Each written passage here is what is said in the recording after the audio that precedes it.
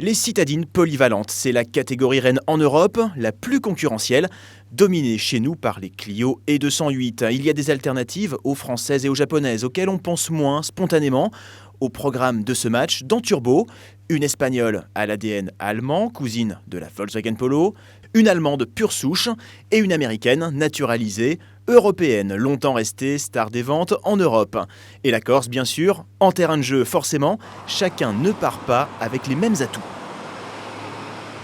Allez, un point percutant pour cette nouvelle Fiesta. Il faut savoir que pour la 6e année consécutive, son moteur 3 cylindres EcoBoost a reçu le titre de meilleur moteur de l'année dans sa catégorie. Ça, c'est déjà un avantage de taille. La Corsa, c'est peut-être la voiture la plus ancienne de notre comparatif.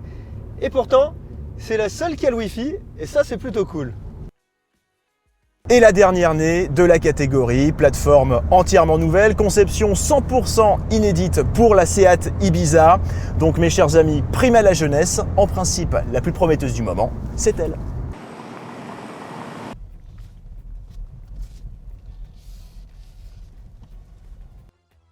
Bienvenue à Calvi. Messieurs, on ne jugera pas forcément du style, même si côté Ibiza, force est de constater que c'est peut-être la plus moderne du lot et ça se voit, c'est assez démonstratif, un petit peu agressif, un petit peu acéré. Je suis assez d'accord avec toi, justement sur le point agressif. Ça, c'est sûr, ça va plaire aux hommes. Mais justement, c'est peut-être l'un des points forts de ma Fiesta. Elle est très élégante, regarde, on dirait que son regard est maquillé et justement, elle risque de plaire autant aux femmes qu'aux hommes. En vous écoutant, messieurs, j'ai l'impression que vous aimez bien jouer les intéressants. Mais sachez quand même qu'il y a certains clients qui préfèrent le côté classique, la sobriété dans le design de leur automobile.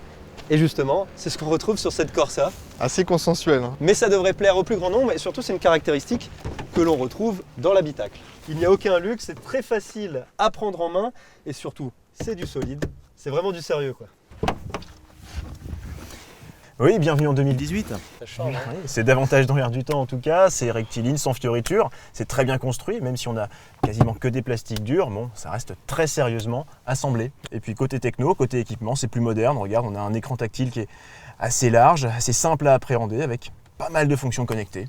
Bon, en fait, Seat a corrigé tous les problèmes de ton Ibiza et c'est exactement ce que Ford a fait sur la Fiesta, en corrigeant tout ce que les clients n'aimaient pas.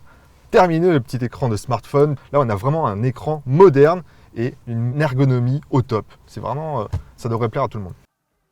On l'a compris, l'Opel est née en 2014, elle semble un peu datée. Rien de ridicule pourtant, côté multimédia, et même si elle est la plus compacte du match, elle est plus accueillante que la Fiesta et tout aussi vaste que l'Ibiza, seulement pour les bagages.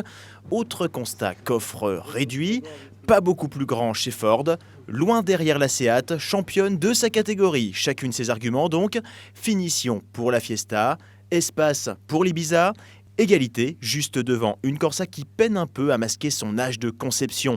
On prend la route, le match sera décisif ici entre Calvi et Saint-Florent. Effectivement, la Corsa paye sa conception un peu plus ancienne avec un châssis qui n'est ni très dynamique, ni trop confortable. La voiture manque clairement de maintien en courbe et c'est vraiment dommage car du point de vue mécanique, elle est à la hauteur. Son 3 cylindres turbo de 115 chevaux est vif, il est très souple à bas régime et surtout il contient bien son volume sonore. Finalement, ça ne fait que renforcer un sentiment de gâchis avec un agrément routier qui aurait pu être largement plus soigné. C'est très intéressant, elle sait tout faire, ou presque, cette Ibiza DG. Elle est un petit peu plus dynamique que ses deux rivales du jour, avec un train avant assez mordant, une direction plutôt précise. Elle est assez stable aussi, un petit peu plus large que les deux rivales. Résultat, on passe un petit peu plus vite sur ces routes corses parfois un petit peu exigeantes. Et ce qui est vraiment notable, c'est aussi que le confort n'a pas du tout été oublié. Non, les occupants ne sont absolument pas malmenés. Donc en parlant de compromis, confort, dynamisme, confort, agrément de conduite, de polyvalence, cette Ibiza, c'est tout simplement un vrai couteau suisse. Mention spéciale aussi pour son 3 cylindres, tout aussi agréable que le moteur Opel et un peu plus performant forcément.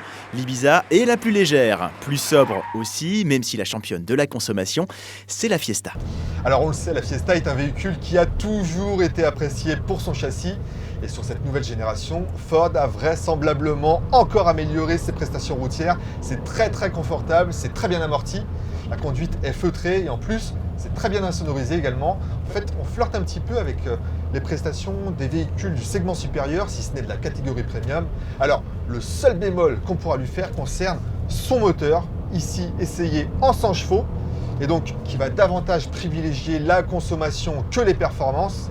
Mais il faut savoir que Ford propose ce moteur également en 125 et 140 chevaux sur la Fiesta. Et là, c'est plus tout à fait la même histoire. On retient aussi ces équipements de sécurité, par exemple l'alerte de franchissement de ligne avec maintien de fil de série dès l'entrée de gamme. Cela ne suffit pas, on enchaîne plus volontiers les kilomètres au volant de l'Ibiza, meilleure visibilité, position de conduite plus naturelle qu'à bord de ses deux rivales, d'une courte tête, victoire espagnole sur la route. Parlons tarifs. La Corsa débute à un prix d'appel nettement inférieur dans une version dépouillée si l'équipement vous importe peu. Finance équilibrée en revanche dans nos modèles de sommet de gamme à équipement comparable. Fin du voyage, on compte les points avant d'embarquer pour le continent. Verdict d'un match plutôt serré sur les routes corses. La première marche du podium revient à une Seat Ibiza qui se pose aujourd'hui en étoile montante des citadines européennes. À confirmer, bien sûr, d'autres concurrentes sont au moins aussi affûtées.